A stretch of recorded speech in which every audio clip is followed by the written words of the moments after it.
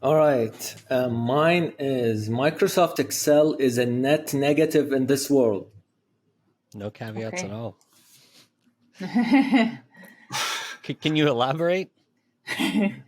I've seen coworkers spending countless hours trying to figure out some weird issue Excel is doing, and it's just a waste of time. And when I come around to help them, what I do is I take their Excel file, convert it to CSV somehow, run it through SQLite, and do whatever they need to do, generate whatever information or value they need to generate, and then take that output, put it back into Excel. And most of the time, whatever you're doing in Excel, it would be a lot easier if you just learn some SQL, and it's easy to learn. I can teach some business people how to use SQL. Learn that, use SQLite.